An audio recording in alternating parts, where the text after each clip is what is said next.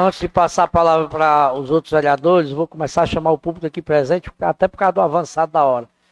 Meu amigo Márcio Rocha, meu conterrâneo, por favor, entregue o microfone aí. Eu gostaria que falasse todos de pé quando fossem falar. Presidente, eu vou solicitar a possibilidade de usar o púlpito. E lá eu explico por quê. Autorizado. Bom dia a todos, todas e todes. O motivo pelo qual eu solicitei a utilização desse púlpito é o que eu vou fazer, tentar fazer isso numa fala rápida, mas não me sentirei constrangido se alongar um pouco ela, porque eu acredito que esse espaço, hoje principalmente, deva ser bem ocupado por trabalhadores da cultura, especialmente do audiovisual, no qual eu me enquadro e me apresento a Vossa Senhoria. Eu sou o professor Márcio Rocha e há 30 anos eu milito e atuo com cultura nessa cidade. Teatro, música, literatura, audiovisual e, enfim, tudo que é permitido a gente está presente fazendo, né? Então, eu fico muito à vontade aqui, porque aqui eu vejo pessoas que estão diretamente ligadas a esse trabalho, como Fernanda e Yolanda, que fazem parte do meu primeiro filme, que chama-se Encontro Marcado, de 2016. Né? Mestre Cheirinho, que foi uma das primeiras pessoas que gravei quando me aventurei a ter um canal no YouTube, acompanhando a modernidade, visto que eu já passei dos 40, estive lá, abro o meu vídeo com imagens de Mestre Cheirinho quando visitei o Cumbe. Recentemente lancei um filme chamado Aldeia Bons Ventos, que se propõe a investigar as nossas origens indígenas, e conto com a presença de Ocivan Carnaúba Moreira, aqui presente também, e com o filme longa-metragem Terceiro Ato, uma história do teatro aracatiense, que a gente tenta recontar a história de décadas do nosso teatro aracatiense através desse longa-metragem. E então, por conta disso, eu me permito estar aqui, diante de vocês. A minha história com audiovisual ela remonta a 1997, 98, quando estive morando em Fortaleza, mais um aracatiense tangido pelo desemprego naquela época. Espero que hoje bem menos jovens precisem fazer isso. E lá encontrei-me com o Instituto Dragão do Mar de Arte e Cultura, recém-fundado, onde se dava uma excelente formação cultural, inclusive na área de cinema. Né? E lá eu fiz minha formação básica em produção de audiovisual. Isso já tendo passado pelos luas cheias da vida e já tendo feito teatro desde os 15 anos de idade. Então, é importante a gente ressaltar alguns pontos, eu até anotei aqui, para que a gente não se perca na fala. Primeiramente, eu gostaria de fazer uma solicitação à casa.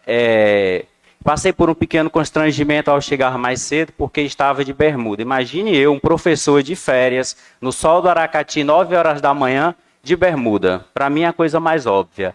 Mas há um regulamento da casa que diz que não pode se adentrar esse espaço trajado dessa maneira. Então, eu queria solicitar da casa que toda vez que a casa for cedida a qualquer evento, que se fosse colocada uma pequena tarja nos convites, né, no material de divulgação, apontando para essa situação, para que a gente não tenha o esvaziamento, às vezes, do evento, porque nós moramos numa cidade litorânea e tal, e algumas pessoas se permitem um traje mais à vontade. Eu vi vários parceiros indo embora hoje dessa reunião. Eu mesmo tive que voltar em casa, pôr as calças, né, e voltar. Então é só uma observação, que fique mais claro, porque a população, gente, ela não está sempre aqui todo dia, é muito raro, né, essa presença do povo aqui. Bom, deixa eu ver aqui mais. É interessante que foi tocado aqui na questão de Ubaranas, né, porque Ubaranas, para mim, é um local que tem um valor muito forte, porque foi através de um documentário realizado dentro da Escola Barão de Aracati, em 2019, sobre a comunidade quilombola de Ubarana, que nós trouxemos para o Aracati o prêmio a medalha de ouro da Olimpíada Brasileira de Língua Portuguesa de Audiovisual. Naquele ano, entre 6 modalidades da Olimpíada, tinham mais de 5 milhões de projetos inscritos em 6 modalidades. Então, o Baranas está sempre muito forte e muito presente no meu trabalho como documentarista, que é o que eu me defino como na área de audiovisual. Sobre o conselho, eu gostaria de dizer aqui, inclusive, que eu também aqui represento a Casa da Cultura de Aracati, que tem à frente Cátia Freire, e aqui até o vereador Andrei, e até deixar a gratidão pela importância dessa casa à cultura aracatiense, né? Pelo tanto que essas pessoas têm contribuído, né, com a causa da cultura aracatiense. De lá, recentemente a gente emite, né, produz um podcast chamado Cafezinho, que se propõe a discutir cultura e educação. Esse conselho foi criado pela Cátia Freire, eu gostaria de deixar isso aqui bem claro, quando vereadora, acho que na sua segunda legislatura, e ela trouxe essa ideia de que Aracati precisava ter um conselho, porque estávamos no tempo do Lula, e estava se organizando os conselhos, as redes, né? Como bem foi colocado aqui, qualquer município brasileiro que não tenha bem estruturado a sua rede, seja ela na saúde, seja ela na cultura, seja ela na assistência social, fica impedido de recebimento de determinados recursos. É importante ter essa burocracia organizada, né, bem feita. E desde que esse conselho foi criado, que ele é um problema, porque ele nunca é um conselho que represente de fato a classe artística dessa cidade.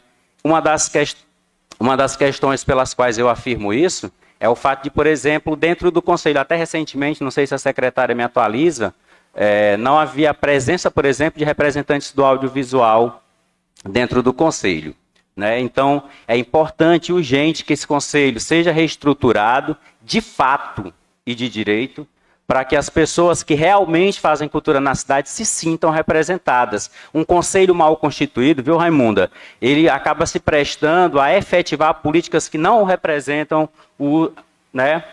as pessoas que deveria representar. Então é importante que esse conselho seja de verdade um conselho que represente essas categorias. Que mais? Eu queria deixar bem claro, gente, que cultura gera dinheiro.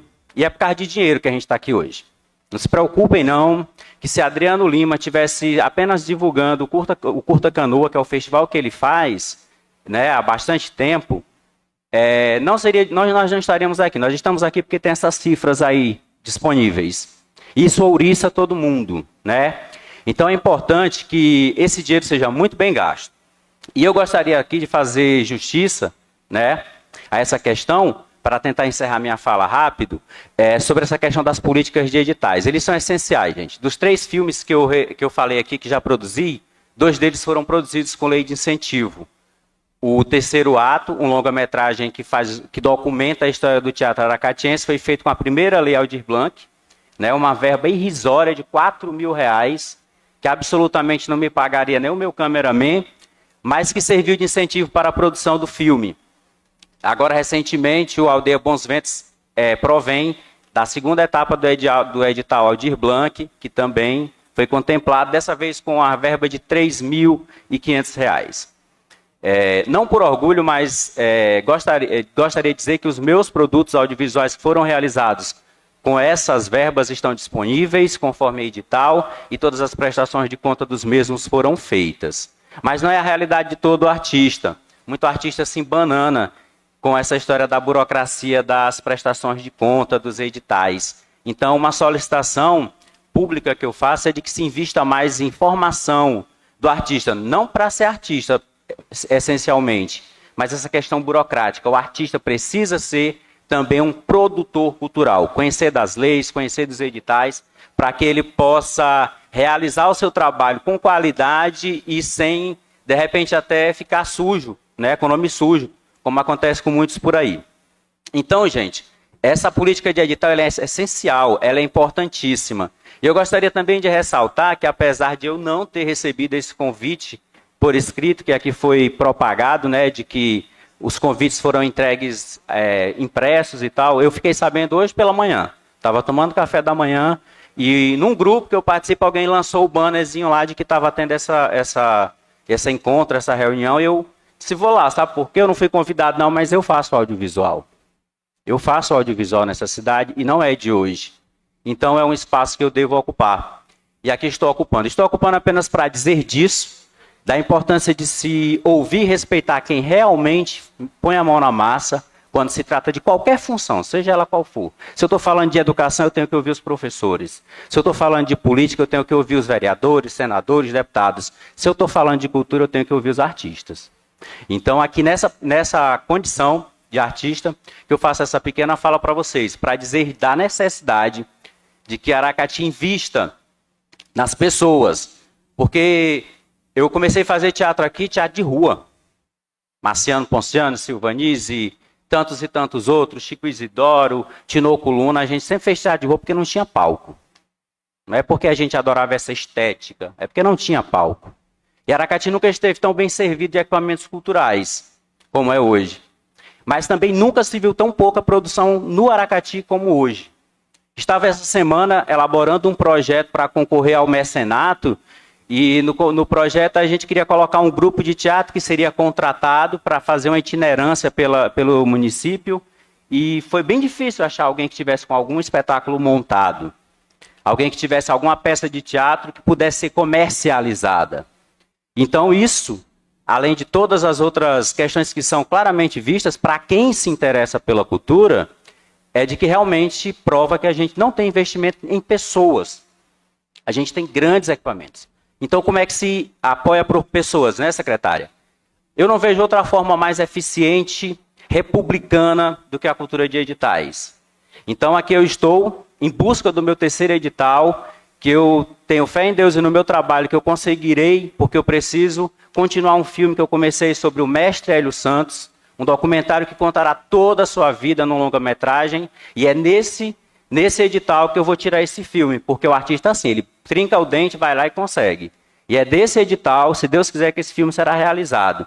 Não por vaidade, mas porque Hélio Santos é mais uma das colunas culturais desse município que precisa ser documentada. E se depender de mim, documentarei um por um todas essas figuras históricas, vivas e históricas, que nós temos no Aracati. Então, secretário, a gente precisa de editais. E para edital, a gente tem que ter o Conselho de Cultura funcionando, o Fundo de Cultura tem que estar funcionando e com dinheiro dentro, né? E esses editais, eles são essenciais para que esse dinheiro público chegue nas mãos certas.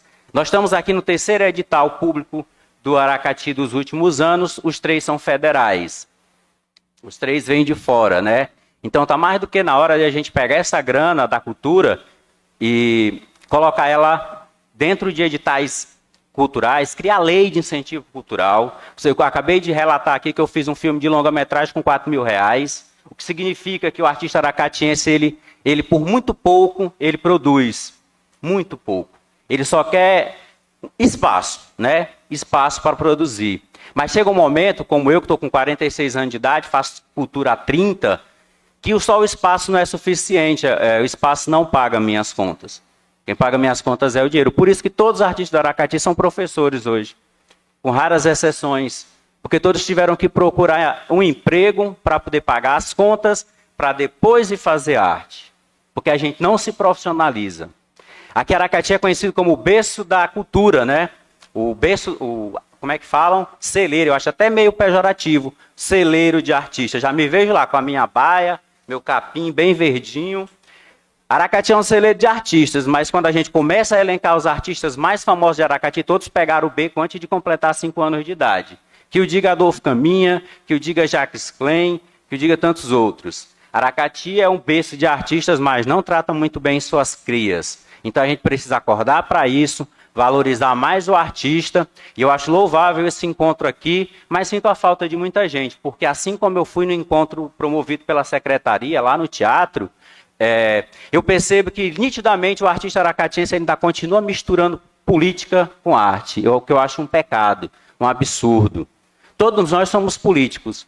O artista não tem que se envolver em política partidária a ponto de ele poder estar na reunião dela e não estar nessa, ou estar nessa e não ir na dela. É aí onde a gente se enfraquece.